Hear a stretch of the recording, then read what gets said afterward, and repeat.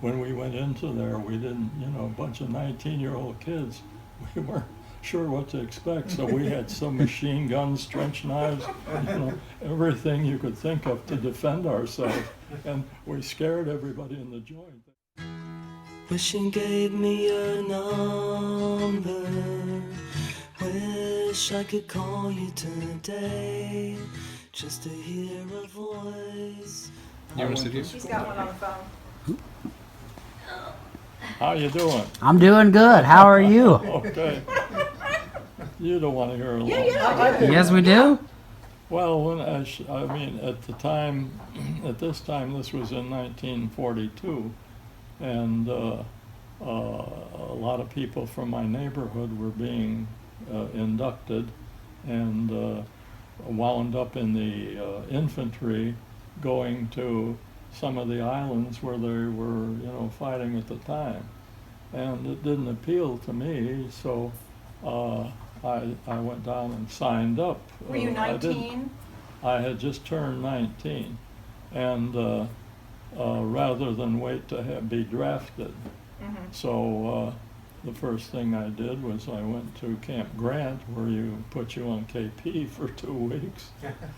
You learn about every pan they've got, and so then from there I went down to St. Petersburg, and we lived in. At that time, the Army and the Air Force were taking over hotels that they had down there and using them for the troops. So we moved into one of those and spent 6 weeks basic training, marching, et cetera, and then you took a test, and aptitude test is what it amounted to.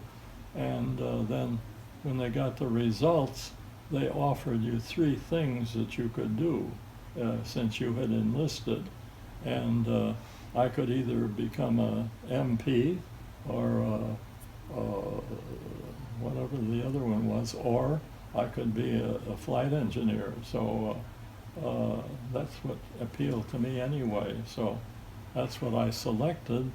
And then they sent me to Gulfport, Mississippi, where you got a general education on aircraft, and they had a bunch of old jobbers out there that you took apart and put together and so forth.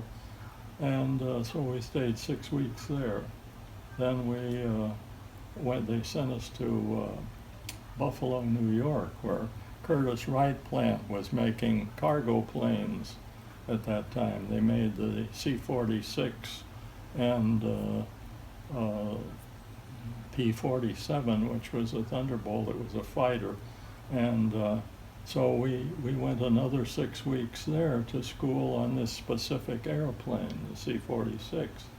And traditionally, what usually happened was from that time on, when you finished the schooling there, you met up with the pilot and the co-pilot and the radio operator someplace, picked up a plane, one of the planes from there, and flew it over to your base wherever you were going.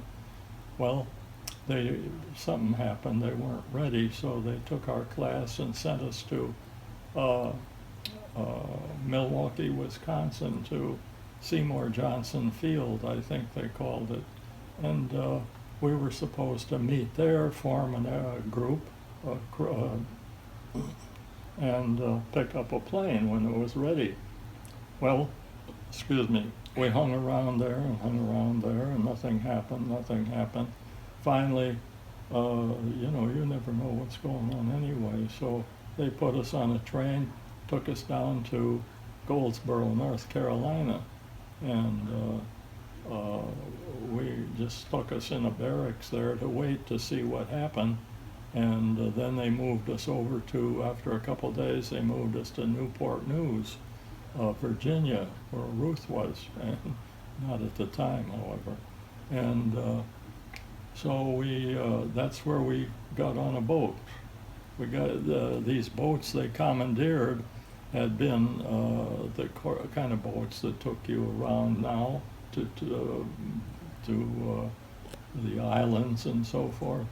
It was a nice ship, and I don't know how many were on there, couple thousand, I think, soldiers.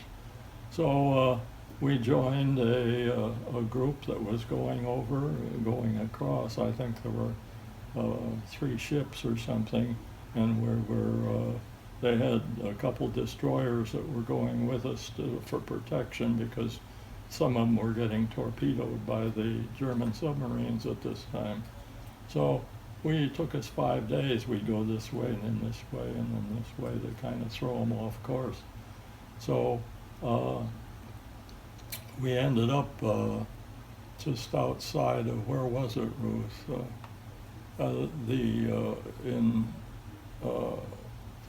What country? Well, it was the French. Just at the top of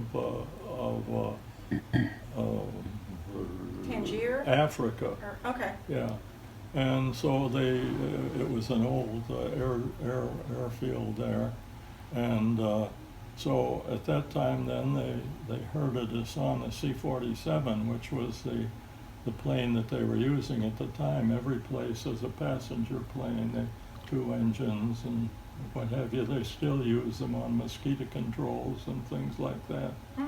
So anyway, we got on the boat. It took us about 7 days to get across the Atlantic, landed in the Casbah, wherever I think that was French Algiers. Morocco. Algiers, yeah.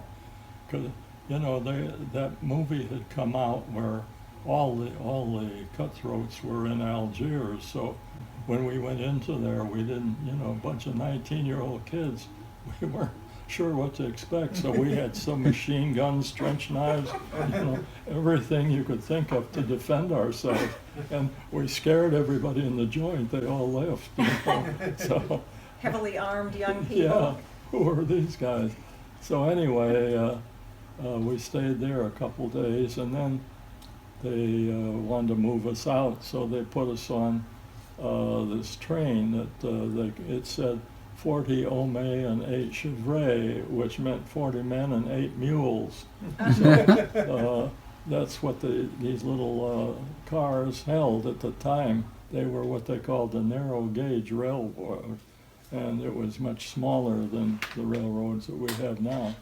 So they loaded us in the box cars there, and we started out, and then we went all of about 3 miles an hour, on that damn thing. Slow. And people were sitting, hanging out the doors and everything like that. And of course, nature takes its course, and they would come to a spot, and one guy would have to have a BM, so he'd jump off and run over in the weeds with a catalog or something, and get started, and then the train would pick up, and zoom, Pull and his he's pants running up. like hell trying to pull up his pants. So I don't know if we lost anybody that way, but we had a lot of fun. So, and, They just lost some food that way, it sounds like. so anyway, we went from Algiers to Aberdan, Iran. It was on the way cutting across the African peninsula there, and we stopped at Aberdan for the day, and they were bringing a bunch of our planes in there, but we couldn't take them into Russia because at that time the Russians were not necessarily friendly, and they would send pilots down to pick up the planes. We'd take them as far as we could to the entry into Russia, which was Abadan, and then we would leave them there and go back and get another plane. So we flew into Abadan, then the next day we flew into Cairo, and got to look around there and ride a camel. And That's where you had the picture of yourself on someplace, a camel. yeah. And so we would only stay the night, and then the next day we would get on the plane again and go. And ultimately we wound up in India, at the Assam Valley, which was at the time the Japanese controlled the entire